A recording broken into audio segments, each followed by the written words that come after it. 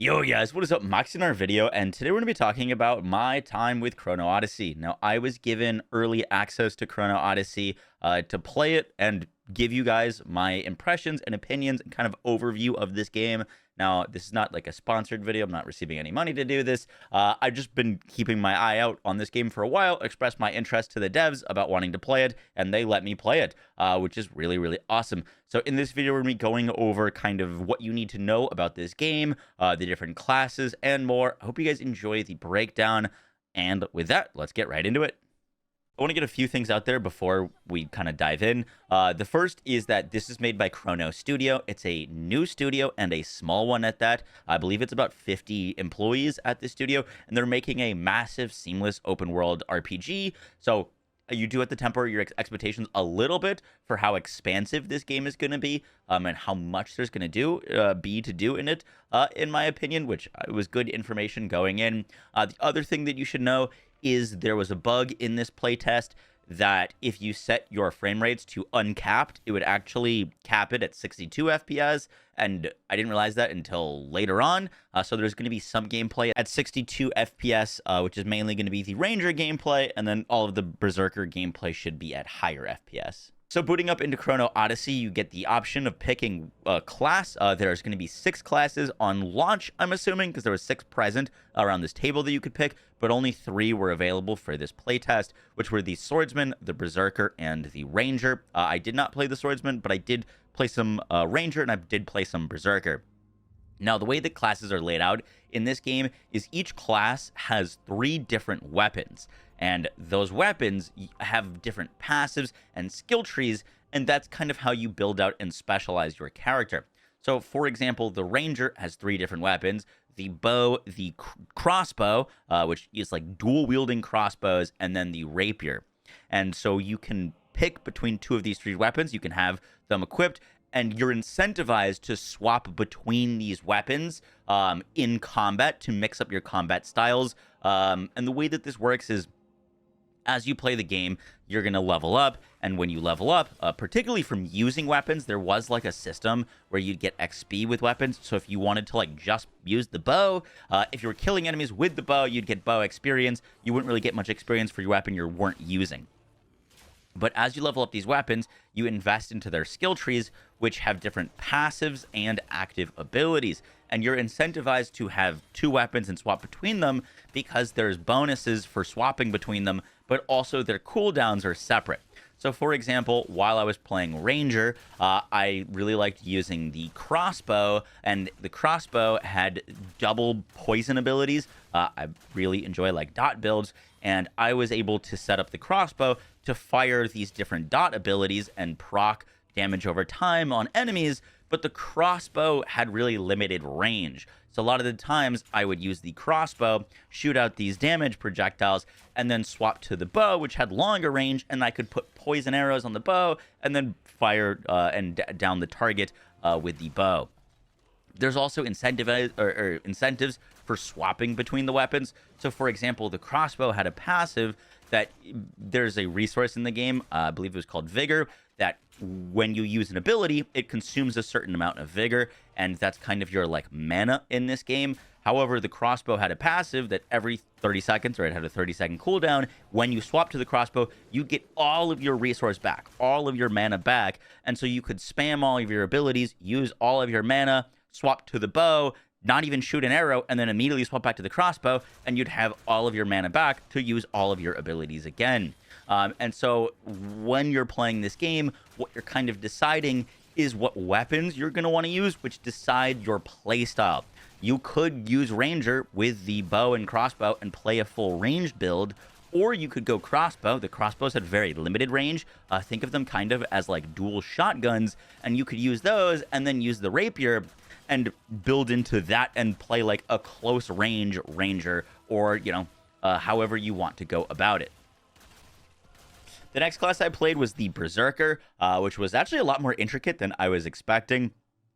Now, the Berserker has 3 different weapons. The chain blades, which are kind of like pseudo-ranged weapons that you can use and like swing them around and hit enemies around you. The Berserker also has twin axes, which were, you know, very hack and slash, and then the like two-handed axe, which was a little bit more like defense oriented, but also did like a bunch of big damage but slower hits. And with the Berserker, I actually had to learn how like melee combat functioned in this game, which was all right, in my opinion. Unfortunately, currently in the current state of the game, enemies look like they're at low FPS, and the dodging and stuff was a little bit janky, to be honest with you.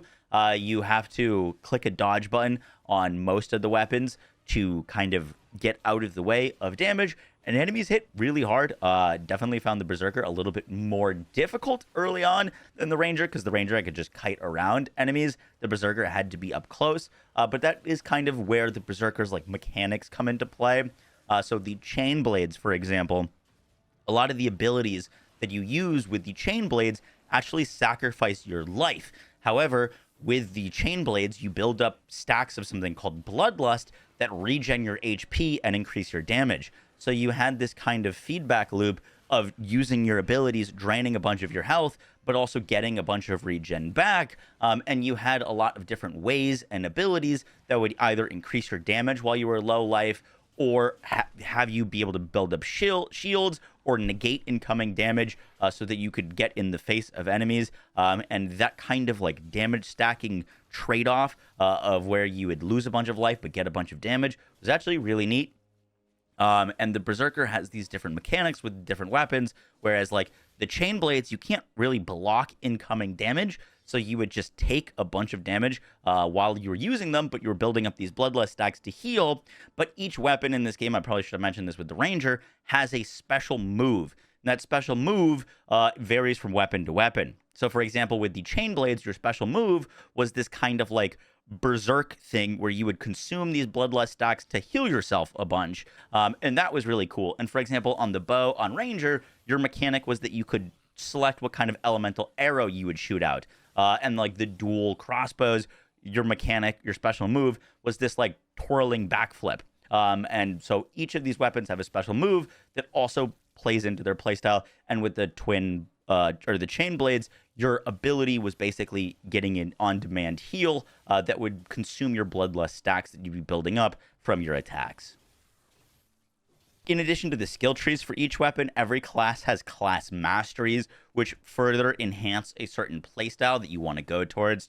For example, in the Berserkers one, there was level 10, level 15, and level 20. By the way, I believe like something around 20-ish was max level for this beta. I'm imagining it's going to be higher when the game launches. But yeah, you're not like leveling to 100. Leveling definitely did slow down later on though. But for example, on the Berserker, one of the passives was Raging Storm. When your rage is below 50%, basic attacks generate an additional 7 rage. Rage was like a mechanic of the Berserker.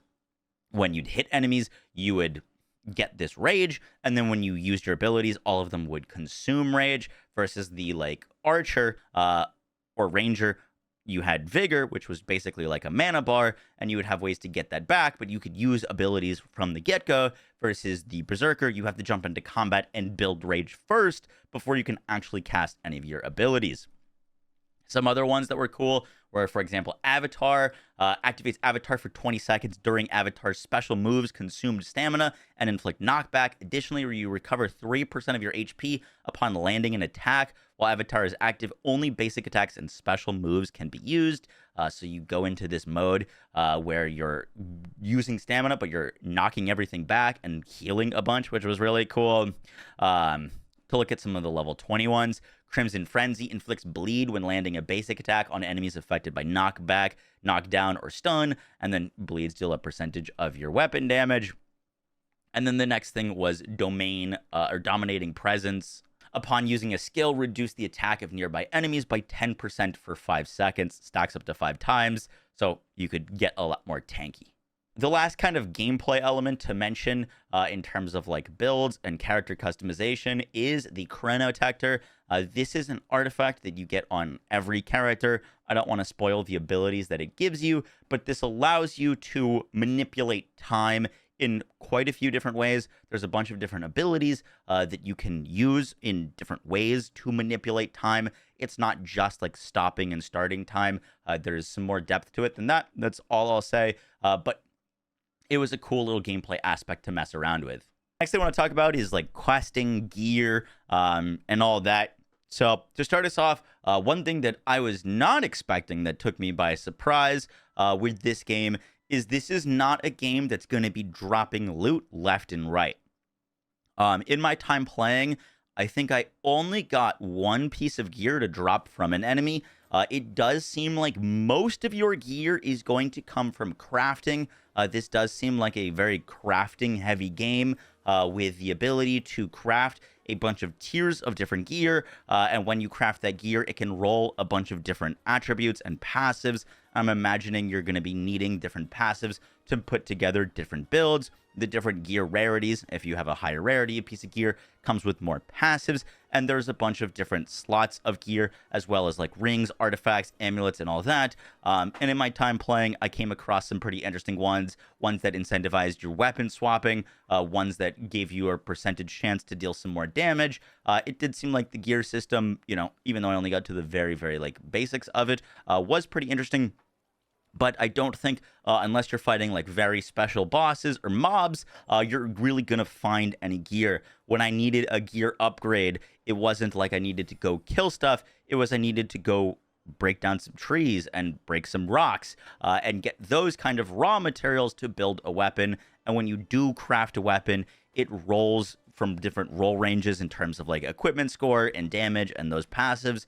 So I'd imagine for your best in slot weapons, you might be crafting quite a bunch. But just kind of want to set that expectation there. There was some quests that I was doing that did end up giving me gear and did give me cool stuff. And so I think questing is going to be also a super important part of gearing. And I'd imagine that gear is like locked or set. So if you do this quest, you're going to get this helmet. So I'm imagining that's going to be pretty important for understanding is what quests should be like worth doing, which ones are going to give the best gear. But yeah, it wasn't like I was having a full inventory of gear and constantly managing stuff. Gear was very slim, but when you did get a gear upgrade, it was pretty noticeable. In terms of open world questing, I thought this game actually did it pretty well. There was a lot of getting distracted by stuff in the background. I got sent on a quest to go collect some mushrooms, and I saw a glowing door by the mushrooms that I was sent out that had totally unrelated to the quest, and I ended up going through a full kind of like dungeon and getting a bunch of treasure and loot from just going out and collecting mushrooms for this like basic fetch quest. There was another time where I was supposed to go assassinate this dude who was out in a field, and while I was on my way to him, I passed this massive fort that I ended up scaling and like sneaking in because my build wasn't ready for like the amount of enemies in it, but I kind of snuck my way in and then made it up to the top where I killed the name enemy that gave me some pretty cool materials that I needed for crafting and a bunch of XP, and then I found some cool like treasure chest thingy I don't want to say too much about, but there's definitely a lot of like interesting things going on in the open world. I felt pretty engaged. There's also like kind of event quests that happen in the open world. So like, for example, you're going around and you'll bump into an NPC that needs help that maybe you weren't expecting to be going on a new quest that sends you in a new direction, or you find a person who's been murdered in a field and you go and try to figure out what happened. It felt like there was both a good mix of those kind of quests that you grab in town and a lot of also distraction. So that was actually pretty promising to me. I was definitely like pretty immersed when I was playing this game, besides the like bad performance, to be honest. That definitely had some pretty big immersion breaking. But game was very fun to explore. I didn't experience the full breadth of the open world content, nor was it available to us. I did do a dungeon, and there's some like chrono rifts that have bosses in them. There also seems to be world bosses that spawn, as well as these things called vaults that we were not allowed to enter. Like we physically could not enter. It said like when you go up to a vault, it was like this content is for later, not included in this test. And I'm imagining there's going to be some endgame and stuff. Going to be honest, I like have no information about what endgame actually is. but there did seem like there was a fair variety of content. It wasn't just questing. There was like these vaults, there was world events and bosses and stuff like that. The other thing to mention with this game is it felt pretty difficult. I wouldn't say it's like Souls level of difficulty, but there was a lot of times where I was, going up against stuff that I was undergeared or underprepared for and just getting mollywopped. They definitely throw a lot of challenge at you at the very start, which hopefully doesn't deter new players, as getting those first kills on those first really tough, difficult enemies that the game throws at you is pretty satisfying, and you kind of have that kind of option to just tough it out. I could see people streaming this game, fighting these starting bosses for like an hour, or going and leveling up and getting better gear and then coming back and crushing it in 5 minutes. It's kind of that like Elden Ring-esque experience. I know I don't want to compare this game to Elden Ring, but you do kind of have that kind of option of like brute forcing bosses or coming back and getting more geared and more prepared for them. For some feedback on the game and some criticisms, obviously it's a beta, so it's got plenty of time to work these things out. But the first is enemy animations and enemy AI felt not very good. Even when the game was running at like 90 FPS, it felt like some of the enemies' attacks were at 30 FPS, which made them very awkward to read and fight against, especially in this game where like the starting difficulty is a bit Souls-like, where you really need to be dodging and avoiding those attacks. Can lead to some frustrating gameplay loop where you feel like you shouldn't be getting hit, and you are getting hit and dying because of it. The like overall combat and stuff, just like the feedback, the weight, some of the floatiness to some of the attacks, definitely things they could like hone in on and improve. Combat in general was solid, it was serviceable, but definitely did feel like a weak point, especially for the enemies' attacks and enemy AI and enemy patterns, basically. The other thing that was like a little bit awkward, and I'd imagine this is more scaled for the servers being full of hundreds of people versus in our closed test, I think there was like 20 of us. But enemies, when you kill them, respawn unbelievably fast. I would like be like entering a hideout or a gateway or a fortress, and I'd kill the guard on my way into the fortress, and he would respawn and then attack me in the back after I had just killed him. The respawns on enemies felt very, very fast, and that led to some frustration as well, where I felt like I wasn't being rewarded for killing enemies, and sometimes it just felt better to skip them because they would just respawn so fast. So I'm imagining that was scaled for when there's a lot more players on the server. They don't want it to feel like there's no enemies around, but with the like low population that we were experiencing, definitely felt a little bit too quick. And the other bit of feedback that I have, this is not personally from me, but from a lot of the other people that did play test this, played co-op. And apparently there is a lot of frustration there with co-op in terms of questing together, gathering together, and all of that. Players getting locked out of quests, players not being able to do quests at the same time, that kind of deal. Obviously, all pretty easy to hammer out. But if you are going to play this game for the beta, you might have a better experience playing it solo than trying to do all of the quests together with your buddies. Overall, I had a pretty fun time with Odyssey. One of the biggest ways that I judge a game is when I stop playing it, how badly do I want to go back to play it? And I definitely was having that itch, that like progression and that grind in this game to keep progressing my character. It is definitely a slower start. You're not like super uber powerful in the beginning, and I kind of love that. I kind of love that, like, starting with kind of nothing, everything's slow, you're weak, but that power curve does seem like it's really going to be there, and I hope they nail that. And like, I do want to say that I'm very excited for the potential of this game. There's some things that I've been told that make me very excited for what the devs have planned for this game that I'm not allowed to mention yet. But I think that this game could be fantastic.